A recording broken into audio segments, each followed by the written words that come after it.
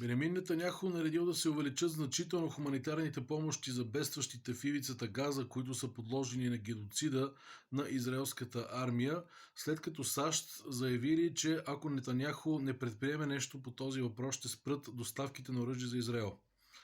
По-огромно лицемерие и дебелокожие и дебелочие трудно може да се наблюдава в световната политика. Американците казват на Израел: ние ще ви доставяме оръжие, за да избивате невинни палестинци, само че вие все пак им изпращайте хуманитарна помощ, за да може лицемерието да е пълно. Това е същността на добрите сили, това е същността на тяхната политика.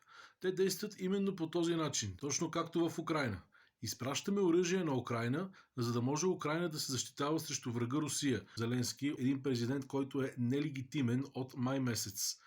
Русия ще напредва бавно и ще пази местното население, защото те ще трябва да продължат да живеят заедно. Може би ще се гледат малко намръщено известно време, в последствие ще продължат да живеят заедно. За разлика от американците и от натовските наемници, които след като свърши войната, след като свърши цялото насилие в Украйна, ще си вземат войнишките мешки и ще си тръгнат директно откъдето са дошли. Но да се върнем на агресора Нетаняху и на неговите главорези. Това, което се случва в Палестина, няма да остане просто така. Неведнъж съм говорил, че това е операция, която се подготвя много отдавна. Израел ще стане регионален лидер безапелационен, когато прочисти пътят си към Иран.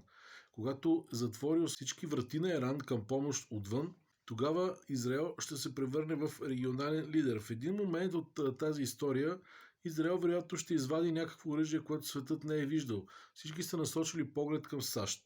САЩ е държава, която дълги години беше най-великата сила на планетата. САЩ е държава, която не е съществувала на картата и която в един момент вероятно пак няма да съществува.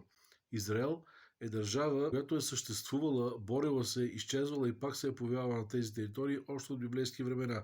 Това няма да престане. Този конфликт между араби и евреи, въпреки че и двете народности са семити, няма да престане и ще продължи до тогава, докато не се излъчи един победител.